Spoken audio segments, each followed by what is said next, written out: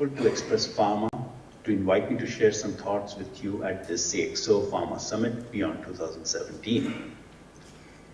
The insights that I want to share with you today deal with why I believe it's critically important for us to look at pharmaceutical traceability in a broader context, in the context of the experience economy. The three new US laws, the Food and Drug Safety Innovation Act, the Drug Quality and Security Act, and the 21st Century Cures Act, integrate to address many of the needs of the experience economy. What is this experience economy? At the beginning of the 21st century, the need for assurance the patients needed in quality was increasing exponentially. And our ability to provide the needed assurance was only increasing linearly, or as we have seen over the past several years, actually decrease with the high number of manufacturing related challenges, data integrity issues we have seen, and pose significant challenges. And to understand what I mean by experience economy, the economy moved from selling goods to services to experiences. Manufacturers became providers to stagers.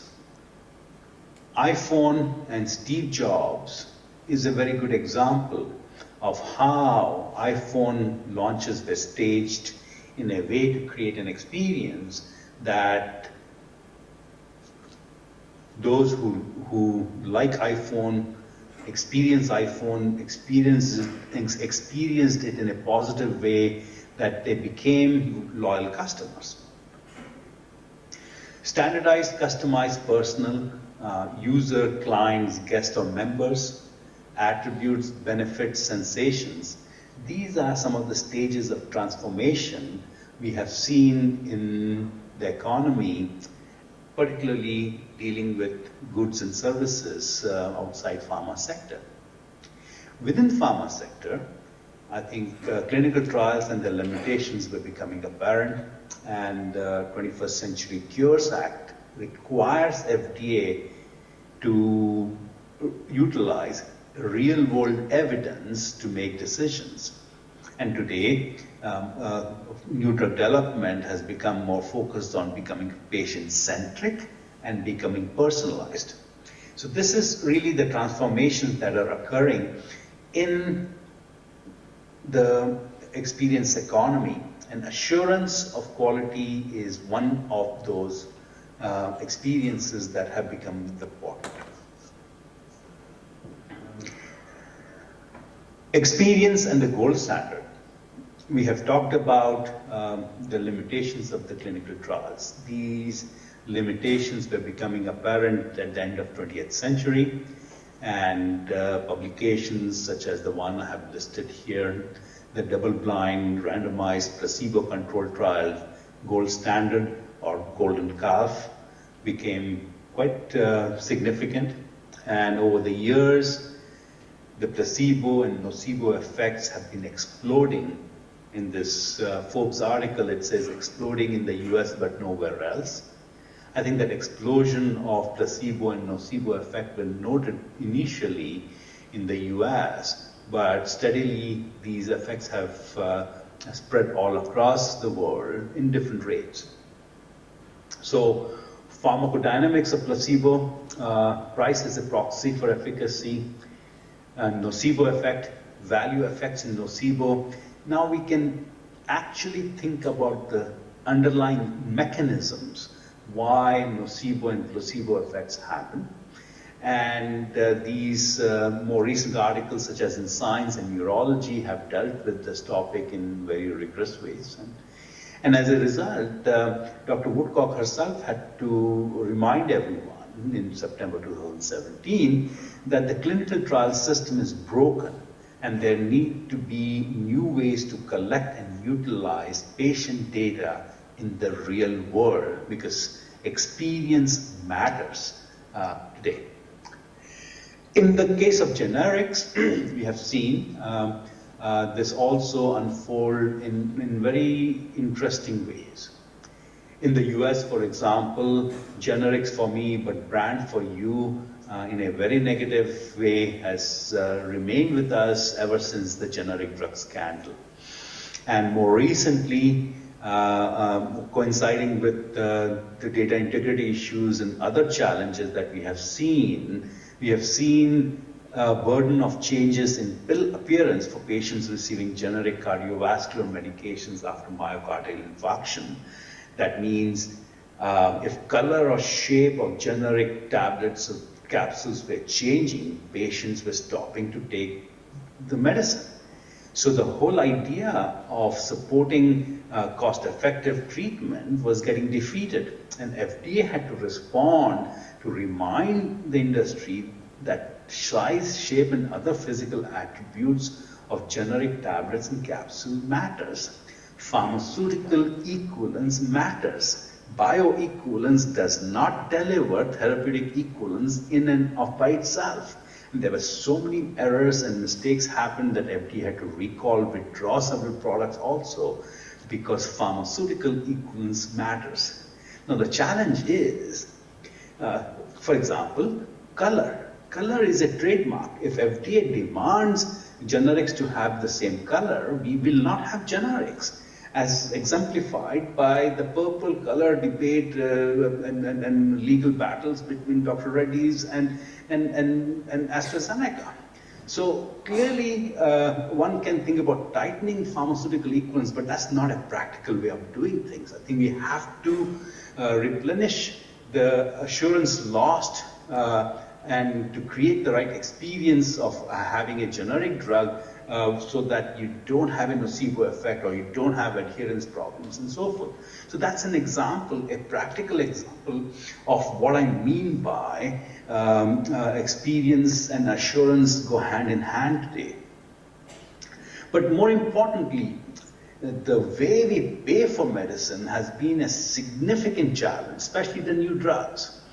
And over the last 17 years, the US healthcare system is steadily moving towards pay for performance. So quality metrics for doctors, quality metrics for hospitals, publicly disclosing these metrics as a way to improve healthcare.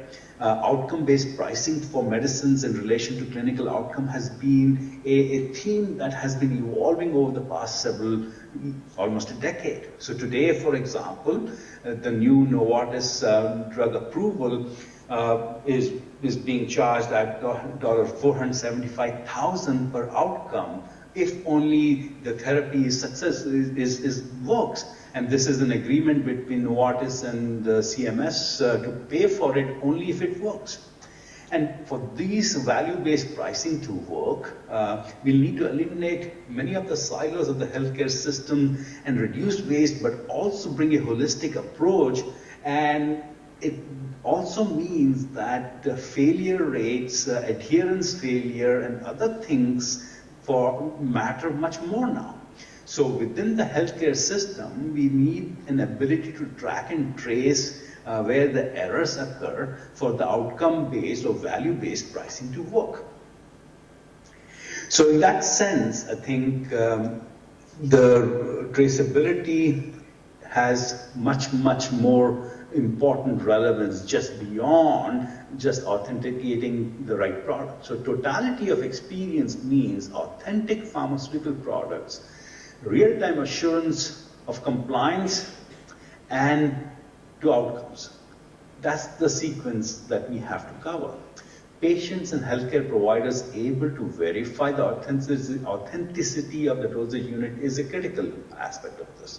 But going beyond that, personalized dose rate variance with reference to manufacturing information for that product unit in real time is where the system is moving towards. For example, today with many of the modern process analytical technology tools, one can assess quality without destroying the tablet. One can know the content uniformity. One can assess the dissolution rate without having to do the dissolution rate in a predictive manner.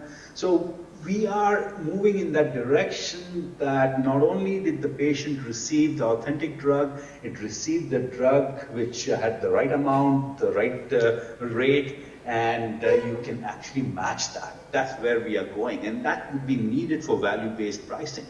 Now, how generics and biosimilars fit in there, I think is an evolving question, but it will bring the same level of scrutiny for all these products as we move forward.